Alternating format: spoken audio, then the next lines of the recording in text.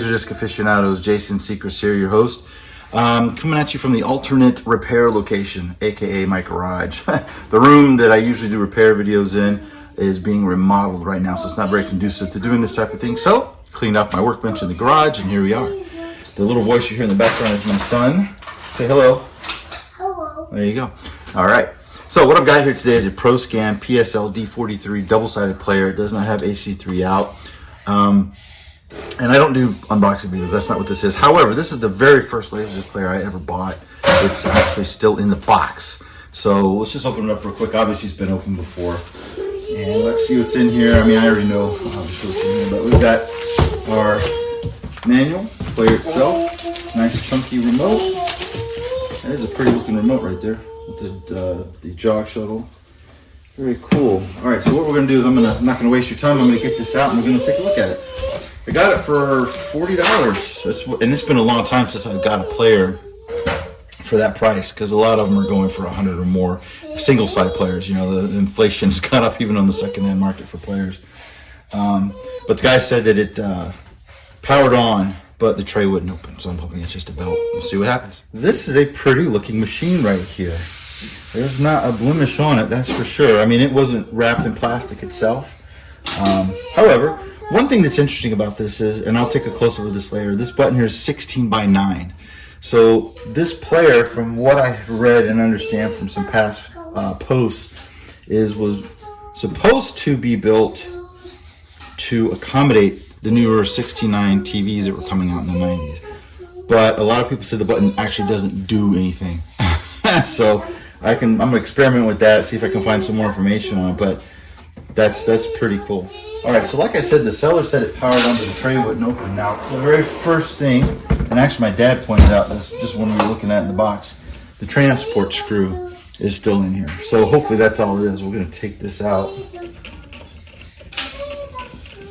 Normally when I get a player, I like to open it up, especially if there's a lot of dust on the player itself, and take a look inside. And, you know, just see what it looks like, give it a quick cleaning before I power it on or anything. But this one is super duper clean on the outside, so I'm not gonna worry about it. So then, just turn it back around. And if we're lucky, the tray will open up. Let's find out. So it's powered up. We do have power. That's fantastic. And belt. Hear that whining? That's the belt. Unfortunately, I don't have any handy, so I'm gonna have to order one. And what we'll do is video then. You can sometimes boil these. I have tried that in the past, and it does not work. Actually. Let's do this real fast. Just to prove, I'll show you a little trick here. I want the soap too. Hey, I want the soap too now. So, I want the soap too. there. Like this way. And the belt's going to be Daddy, here. how do we get water in this? I don't know. We're not going to do that right now, there, buddy. So, what I can show you is we're going to press the open. Can you tell me how And to just get help it. water in this thing? And there you go. We heard the belt. Got it turned on. I'm going to open it, and I will show you for the whining. Let's help it. All right. There we go. Now, let's just see. We know we need a new belt. Let's test some. Let's see if it spins. About putting the juice up in a minute. I am getting a video feed, which is good. And we'll play. This is a little bit of Peter Gabriel. I'm not a huge Peter Gabriel fan. Can you just back up for a minute? No, just hold on for a second. But I do like his hits. You know, Shock the Monkey. I like this It's not working. Wait, bud. Me? I'm hoping for a clean picture. Looks like I got one. Let's zoom ahead here. Yep, got audio.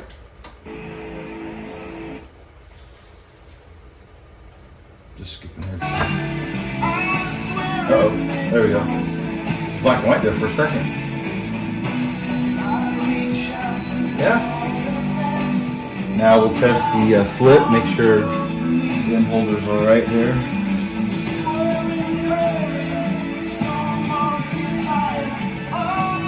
Oh, let's repeat. I'm pressing the wrong button this side. There we go. Slows down, flips over. Get on the track. Come on, you can do it. Yes. All right. So I've got my belts here.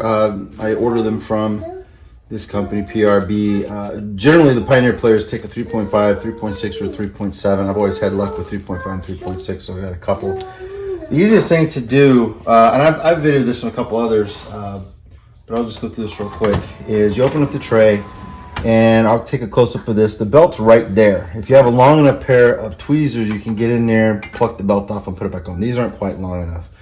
So what you do is open up the tray, and then you're going to take off the upper clamp. And on most models, that's pretty easy to do. Just take these screws off, because it just bolts onto the top. It doesn't. So I was having a little trouble because the upper clamp was actually stuck a little bit to the bottom clamp. Just kind of force it a little bit up, and then this lifts out. So some of these are far less complicated and just have a piece of metal with the clamp on top, and the clamp doesn't move because everything moves up. But anyway, now we have access to the belt, and we just pull this belt off. That's how simple it is. And this is going to be a little big, but this definitely looks like it's a. We're going to go with a 3.6. Could be a 3.7. Are you waiting for the pizza? Oh, I don't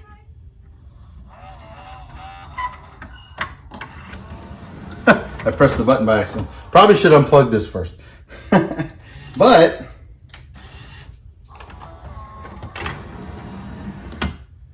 it's on. And I'll take a close-up of that so you can see it.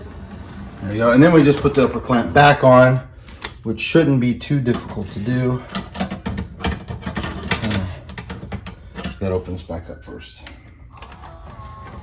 Put this back in.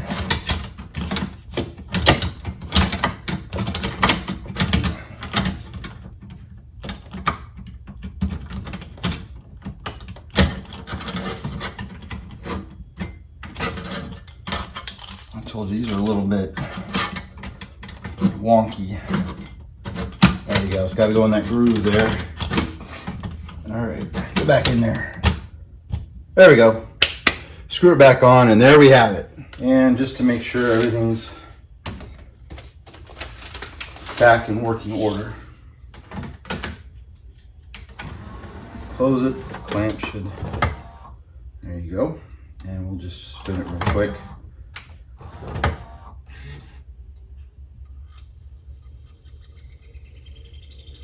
Just checking to make sure I got the screws in. This is tight, and I didn't bend these tabs by accident.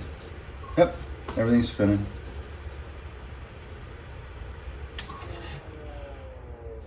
And there you have it. Now, I have played with that 16:9 feature as much as I can. I've gone handheld here because I want to show you. So far, all this 16:9 button does right here is this.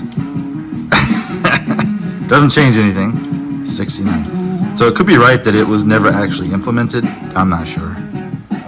People have told me that it should, with a regular Laserdisc, it should make the regular Laserdisc everything look skinny, right? I haven't been able to do that at all. And I don't have a squeeze disc. So right now, based on all the testing that I've run, it does seem to be true that the 16:9 button doesn't do anything for regular discs. It may do something with a squeeze disc, but it doesn't change the aspect ratio on a regular 4:9. So it just, or it could be that this is a, not an old television, because remember, this Laserdisc player came out just before 16:9 TVs. They were preparing to be compatible with 16:9 TVs. So it could be that the early generation of 16:9s didn't automatically detect aspect ratio or something along those lines. I've turned off the auto feature on this one, but it still had no effect. So I'm not sure how to actually get that thing to work, but I'm not worried about it because I don't have any squeeze discs anyway. And really and truly, all the later generation players will unsqueeze it. All right, so there you go. Nice clean player and completely in working order. Wasn't that difficult to get working order though. It was already in good working order, just needed a belt. Take care, enjoy. Är det någon som sett min tvål? Skål!